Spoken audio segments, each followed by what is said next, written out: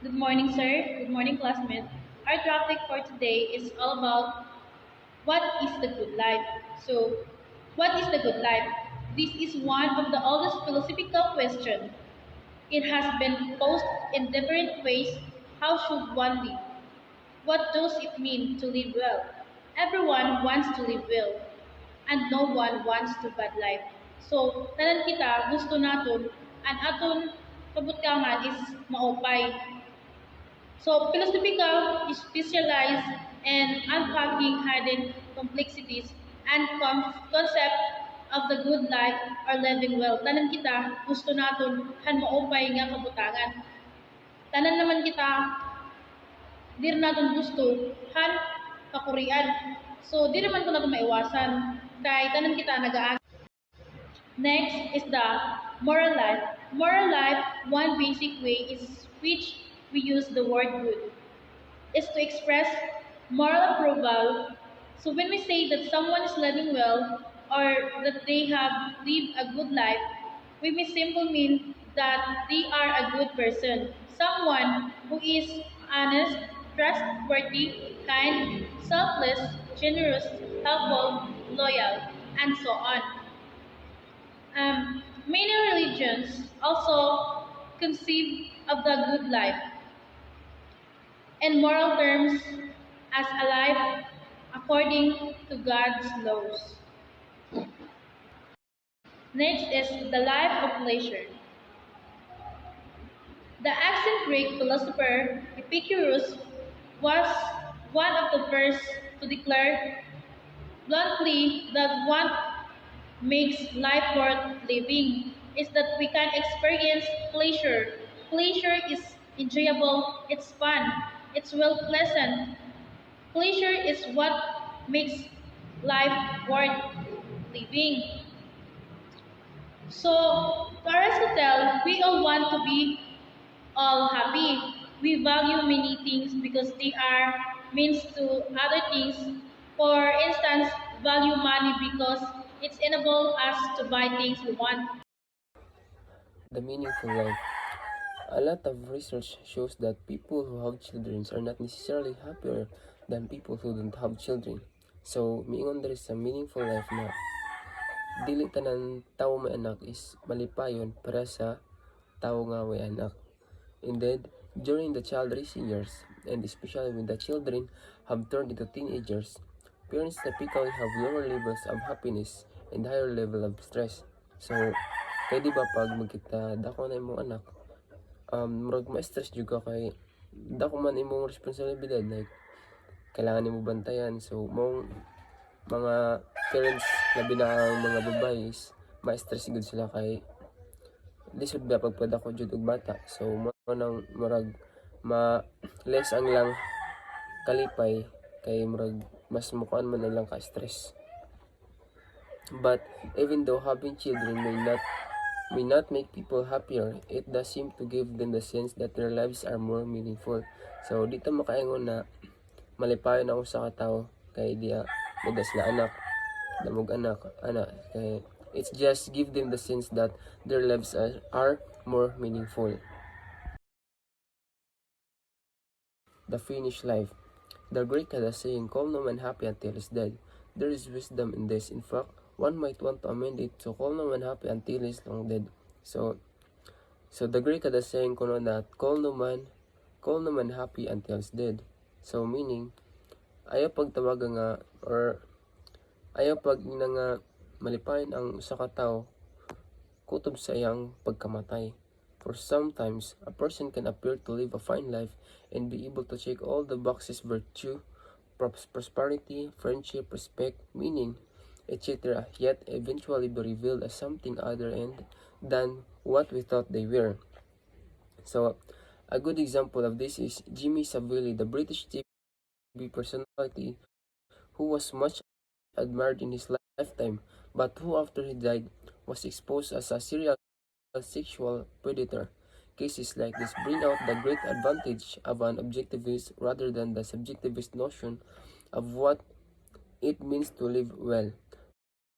Jimmy Savile may have enjoyed his life, but surely we would not want to say that he lived the good life. A truly good life is one that is both inviolable and admirable in all or most of the ways outlined above. So, dito makaingon na malipay talaga ang tao sa kutob siyang kamitan or malipayon it because nga like kwarta or rich ano ba then famous so dito makaingon na kuan he or she live a good life because mao lagi because rich ana. So the good example ani si Jimmy Savili ang TV personality sa dito sa ibang bansa or kung ingnon nato nga artista ba. So kuan kani siya kanang sikat, famous kayo ba din kilala so in-admire siya sa uban nga tao damog mga nag-admire sa dito but after he died was exposed as a serial sexual predator so kuan day yung pa manyakis damo day siya kaso dito after he died damog mga na-revealed na kaso kay malagi kanang sexual predator daw. So dili talaga ta makaingon na he live a good life kay wata kasabot di pa yung pa nila don't judge the people. So kung wa siya mamatay siguro di makasabot ang mga tao nga usad siya ka sexual predator. So materialism, this materialists were the atomists in ancient Greece. The atomist philosophers thought that universe and matter are only made up of atoms or atomos or seeds. These are indivisible particles assembled by chance and in a purely mechanical way. The founder of this theory was the Greek philosopher Leucippus and his disciple Democritus around 460-370 BC. This belief aims that comfort, pleasure, and wealth are the only highest goals.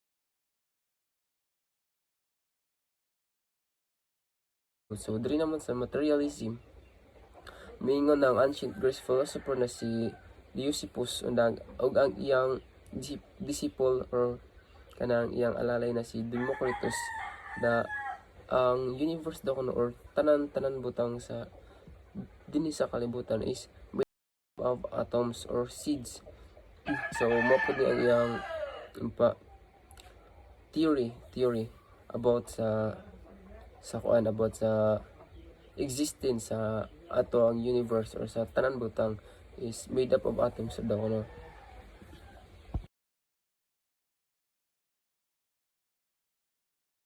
Hedonism. Epicurus continued the theory of materialism, which does not buy any notion of afterlife. The hedonists see the end goal of life in attaining pleasure. For hedonists, since life is limited, one must indulge itself with pleasures. Drink and be merry, for tomorrow we die. They strive to maximize their total pleasure, the difference of pleasure and pain. And if the pleasure was finally gained, happiness remains fixed. So, sa hedonism naman is, gi-continue ni Epicurus ang theory ni sa materialism, which is, ang tanan butang is made of atoms. So, mingon siya diri nga, we just need to continue our lives like, ang kwando sa tao is eat, drink, and merry for tomorrow we die. So, marag iyang giingon na more daw na ang rule sa tao like mukaon, mainom, then mag-asawa, tis pagkaugma mamatay. Then so mora na iyang marag iyang teorya.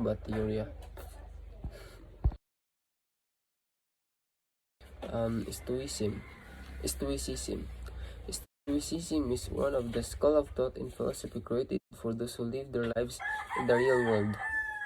It was founded in Athens by Zeno of Citium, early 3rd century BC. Stoicism asserts the virtue is happiness and judgment should be based acts on behavior rather than words. People do not have any control and must not rely on external events only for themselves and their responses. This philosophy helps a person to overcome. So, diri naman sa stoicism, kaning stoicism guys is maro na siya sa kuha na siya kanang usa na siya sa school of thought and philosophy created for those who live their lives in the real world. So, ingon diri nga happiness and judgment should be based acts on behavior rather than words. So which is true naman, di ba? Kay dili ta maka judge siya sa katabi sa iyang isulti. So dapat mo judge na base sa iyang lihok, di ba?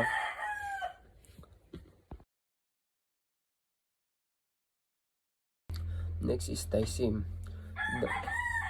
Taisim. The ultimate basis of happiness for theists is the communion with God. They believe that they can find the meaning of their lives by using God as the creator of their existence. Theism is a belief that one or more gods exist within the universe, and that gods are often omniscient, all-knowing, omnipotent, all-powerful, and all-pervasive. This belief incorporates monotheism, belief in one God, and polytheism, belief in many gods. The Abrahamic faiths such as Judaism, Christianity, Islam, as well as Hinduism are all theistic religions. So, kaning theism naman is usa ni siya ka relihiyon. So, unlike sa ganina na akong ingon na materialism na tanan daw butang is made of atoms. So, sa theism naman, theism belief nga it has a God na creator or siya ang Humanism. Humanism is another school of thought that affirms that human beings have the right and responsibility to give meaning and shape their own lives. It is not theistic and does not accept supernatural views of reality. IHEO, International Humanist and Ethical Union. Further, humanists see themselves not only as stewards of creation, but also individuals who have control for themselves as well as the world outside them. Most scientists dwell on this thought that the world is a place for discovery and seeking ways on how to improve the lives of its inhabitants. As a result, scientists eventually turn to technology to ease the difficulty of life, that is, to live comfortably. So, dinina na buo ang technology or diri na nagsugod ang existence sa technology kay so dinhi sa humanism naman is nagduel ang or nagbatunay ang mga scientists about sa kung sa talaga ang rules sa mga tao dinhi sa kalibutan. So para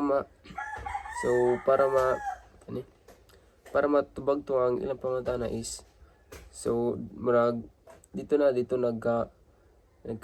nagkatubagay sila then as a result scientists eventually turn to technology to ease the difficulty of life. So dinhi na sila sugod paghimo og mga technology or nag-invent og mga technology para